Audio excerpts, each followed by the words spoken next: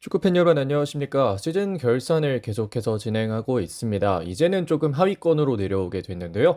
이번에 또 리뷰할 구단은 울산 HD입니다. 울산은 제가 뭐 시즌 내내 많이 또 안 좋은 이야기를 해왔었는데 이번에도 부재는 못하건 이상하건 둘 중 하나만 해라 라는 이야기를 좀 던지게 되는데 과연 울산 HD가 이번 시즌 또 어떤 시즌을 보냈는지 한번 또 돌아보도록 하겠습니다.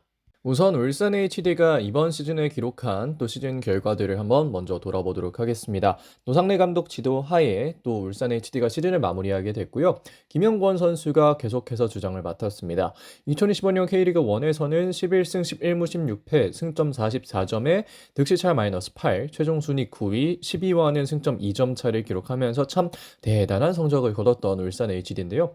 울산 HD가 지금까지 2020년대 들어와서 기록했던 성과 그리고 성적들과 비교를 해보면 굉장히 안 좋은 성적이었습니다. 안 좋다는 말로 표현이 좀 어려운 정도고요.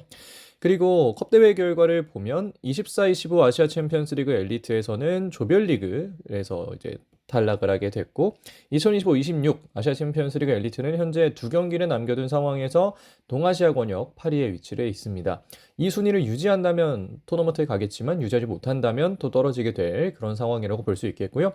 코리아컵에서는 클럽 월드컵 다녀온 직후에 8강에서 탈락을 했고 뭐 울산 HD의 시즌 성적을 뭐 굳이 더 정리를 해야 될까 싶을 정도로 참 안 좋았다. 이 정도로 좀 정리를 드릴 수 있겠습니다.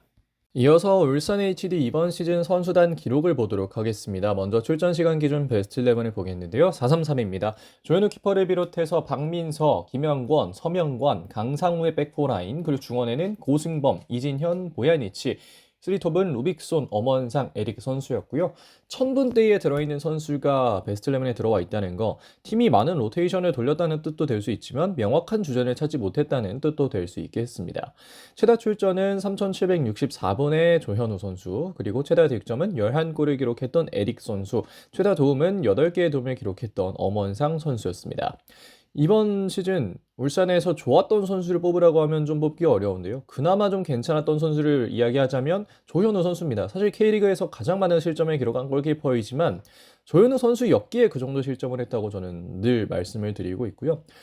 그리고 기량발전 선수는 새롭게 영입한 서명관 선수였다. 나머지는 뭐 기량이 마이너스든 뭐 제자리 걸음이든 뭐 그랬는데 서명관 선수는 참 뭐라고 해야 될까요? 좀 새롭게 영입이 됐고 K리그2에서 K리그1에서의 약간 조금 상위권 팀으로 올라왔는데도 불구하고 좋은 능력을 보여줬다. 대표팀 명단에까지 막 이름이 오르락내리락 할 정도로 굉장히 좋은 활약을 펼쳤기 때문에 이 정도로 또 선수단 기록을 정리를 할 수 있겠습니다. 자, 이어서 개막전 라인업과 최다 출전 라인업 비교를 한번 해보도록 하겠습니다. 먼저 개막전 베스트 11을 보여드리면 문정인 키퍼, 백포에는 강상우, 김영권, 서명관, 윤종규, 중원에는 이희균, 이진현, 김민혁, 위에는 엄원상, 이청용, 허율이었는데요. 최다 출전 라인업은 앞서서 말씀을 드렸고 바뀐 자리를 생각해보면 중원 조합에서의 전반적인 변화가 있었고요. 최전방이나 측면에서도 조금 변화를 가져갔던 울산 HD였습니다. 핵심적인 변화는 역시 예상보다 아쉬웠던 중원 그리고 톱 자리에서의 변화가 있었다는 점을 말씀드릴 수 있겠고 측면 공격에서도 조금 변화가 있었다. 이런 부분들 말씀드릴 수 있겠습니다. 주요했던 선수는 루빅손도 좀 고민을 했는데 고승범 선수를 뽑았고요. 참 고승범 없으면 축구 어떻게 하나 이런 생각이 들 정도로 참 고승범은 올해에도 울산에서 굉장히 중요한 역할을 했다. 이렇게까지 개막전 라인업과 최다 출전 라인업의 비교를 드릴 수 있겠습니다. 이번 시즌 울산 HD의 주요 경기도 이어서 보도록 하겠는데요. 저는 전북 현대와의 K리그1 17라운드 5월 31일에 있었던 경기를 뽑고 싶습니다. 해당 경기에서는 이제 3대1로 패배를 했었는데요. 당시에는 조현우 키퍼를 비롯해서 루빅손, 김영권, 서명권, 최석현, 그리고 보야니치, 고승범, 정우영, 이청용, 엄원상, 에릭 선수가 출전을 했습니다.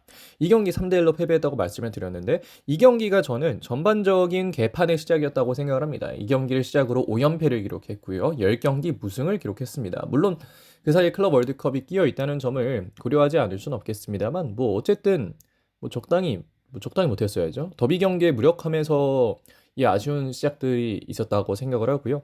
그리고 사실상의 백스리 전환도 한번 시도를 해봤다고 생각을 합니다. 어차피 정우영 선수를 활용할 때는 라볼피아나처럼 내려섰을 때도 있기 때문에 다양한 방식으로 좀 테스트를 해봤을 텐데 그 클럽 월드컵을 대비해서 백파이브 시스템을 구성했던 김판곤 감독이 이번 경기에서 보여줬던 건 사실 그런 것들이 효용이 없을 수 있겠다는 점이었습니다. 사실 전북 현대라고 한다면 K리그에서 올해 가장 좋은 모습을 보여줬던 팀이고 그만큼 백스리 시스템이 얼마나 효용이 있는가 이런 부분들을 확인할 수 있었던 경기였다고 생각을 하는데 그 경기에서 뭐 전혀 뭐 잘 막아내질 못했기 때문에 백스리가 오히려 아쉽겠다는 생각을 약간은 하게끔 만들었던 것 같고요.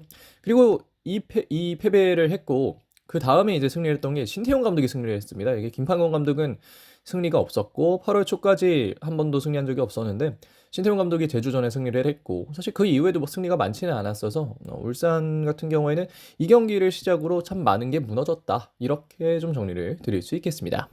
이어서 이번 시즌 울산 HD 시즌의 포인트 세 가지를 보도록 하겠습니다. 먼저 첫 번째는 두 번의 감독 교체입니다. 김판곤, 신태용이라는 꽤나 유명한 감독과 시즌을 보냈던 울산 HD. 하지만 팀도 감독도 모두 빛 좋은 개살구였습니다. 감독은 많은 변화를 이뤄내지 못했고 팀은 그만큼의 좋은 무언가를 만들어내지 못했고 울산 HD는 올해 마케팅 빼고는 잘한 게 없다. 라고 보는 게 맞다고 생각을 하고요.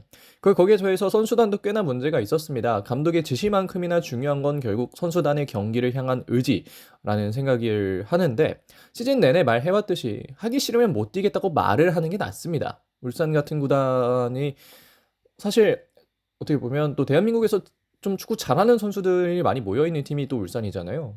뭐 반박하시는 분들도 당연히 있으시겠지만 어쨌든 K리그 내에서는 가장 많은 돈을 쓰는 몇 개 구단 중 하나고 그래서 잘하는 선수들이 많이 모여 있는데 잘 하려면 어쨌든 열심히 해야 되는데 그런 부분들을 하지 못했던 선수단에 문제가 있었다. 이런 부분도 말씀드리고 싶고 그리고 리빌딩이 능사가 아니라는 걸 올해 울산이 또 보여줬다고 생각합니다. 이번 시즌 앞두고 선수단 연령 낮추기를 시도했던 울산인데 우승이 목표는 아니었겠지만 9위도 예상은 못했을 거라고 생각을 하고요. 참 여러 부분에서 긍정적인 포인트를 찾을 수 없는 올해였다. 이 정도로 좀 정리를 할 수 있겠습니다.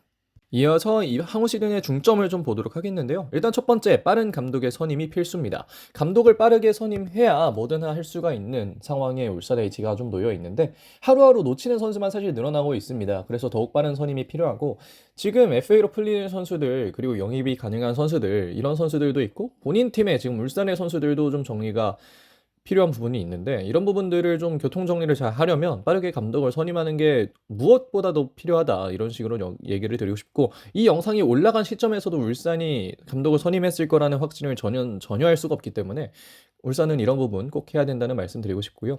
거기에 더해서 이 감독이 해야 될 가장 중요한 것 중에 하나는 측면 공격진의 재구성입니다. 루빅손, 엄원상 선수는 대전으로 향하고 윤재석은 김천 상무에 또 입대를 했습니다. 그러면서 올해 이 측면 공격을 봤던 선수들이 여럿 빠지게 되는 울산인데요. 그렇기 때문에 무조건 이 공격진을 보강해야 될 걸로 보이고 올해 안에 2025년이 끝나기 전에 또 보강을 확실하게 해내야만 이른 개막에도 대응을 할 수 있다. 이런 부분들 꼭 생각을 해야 될 것 같고 마지막으로 잘 하던지 아니면 이상하지 않던지 둘 중에 하나는 좀 해줘라. 이런 부분을 말씀드리고 싶은데 올해 참 다양하게 안 좋은 모습을 코스 요리 형태로 보여줬던 울산입니다. 못할 거면 평범했으면 좋겠고 이상할 거면 잘했으면 좋겠는데요. 그 왜 안 좋은 것만 다 골라서 하는지 참 올해는 울산 팬들이나 뭐 다들 좀 어려움을 겪었던 시기가 아니었나 그렇게 생각이 듭니다. 자, 향후 시즌 중점은 여기서 또 마무리하도록 하겠습니다. 자, 그렇게 여기까지 울산 HD 2025년 결산을 한번 진행해봤습니다. 제가 올해 참 많은 비판을 울산 HD에게 건넸었는데요. 여러분들도 아시겠습니다만 울산 HD의 올해는 참 말도 안 되게 별로였던 해였다고 생각을 합니다. 그래서 여러분들도 아마 비슷한 감정으로 이 영상을 보시지 않았을까 하는 생각이 들고 저뿐만 아니라 다른 여러 뭐 축구를 업으로 하시는 뭐 축구를 유튜브로 하시는 이런 분들이 다들 울산에 대해서는 올해 좋은 말 할 수가 없었다고 생각을 해요. 그래서 이것을 어떻게 울산이 앞으로 헤쳐나가느냐가 가장 중요하고 거기서부터 어떤 것들이 또 이루어지느냐를 한번 지켜봐야 되지 않을까 그렇게 생각을 하게 되는 것 같습니다. 자, 그러면 이번 영상은 또 여기서 마무리하도록 하겠습니다. 고맙습니다.